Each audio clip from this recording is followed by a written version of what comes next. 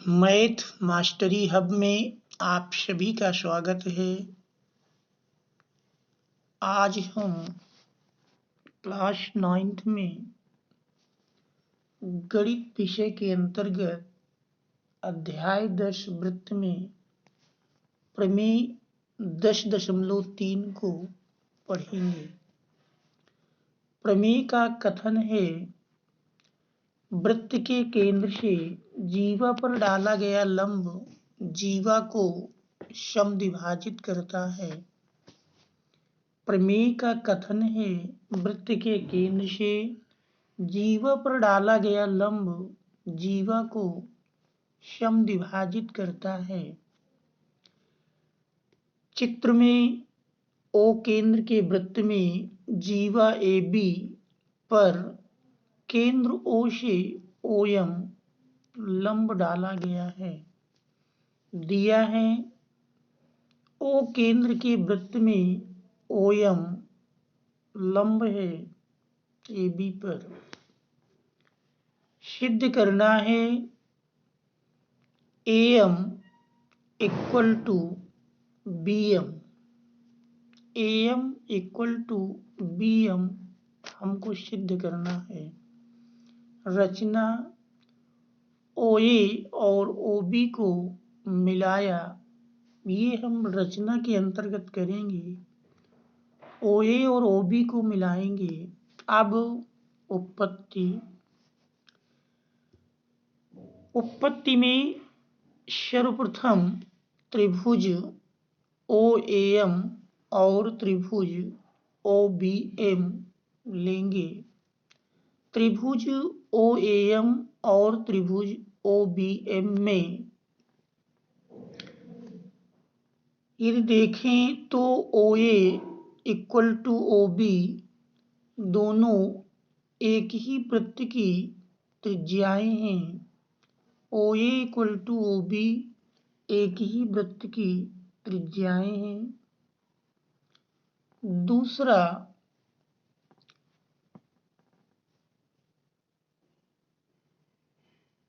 क्योंकि कह रहा है वृत्त के केंद्र से जीवा पर डाला गया लंब यानी कोण OMA इक्वल टू कोण OMB, ये कोण हमारा बराबर दिया है, प्रत्येक समकोण है। इस कोण और इस कोण की अगर हम बात करें तो ये कोण 90 अंश है। इसी प्रकार इधर का भी 90 अंश होगा। तो ये कोण 90-90 बराबर दिए हैं। कोण OMA इक्वल टू कोण OMB प्रत्येक समकोण है।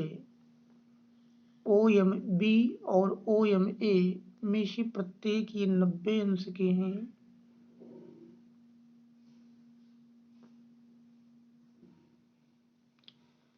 तीसरी कंडीशन यदि हम देखें तो OM इक्वल टू OM उभयनिष्ठ है। OM इक्वल टू OM उभयनिष्ठ है। तो इस प्रकार से हम पाते हैं कि त्रिभुज OAM और त्रिभुज OBM में OA इक्वल टू OB दोनों एक ही वृत्त की त्रिज्याएं हैं और कोण OMA इक्वल टू कोण OMB इसमें प्रत्येक समकोण है। तीसरा, OM इक्वल टू OM उभयनिष्ठ है। इसलिए दोनों त्रिभुज यानी त्रिभुज OAM और त्रिभुज OBM दोनों सर्वांगसम होंगे। त्रिभुज OAM सर्वांगसम त्रिभुज OBM। अब हमने ये सर्वांगसम हमारे अगर देखें तो भुजा कोण भुजा SAS सर्वांगतम समता नियम से दोनों त्रिभुज सर्वांगसम मिलते हैं।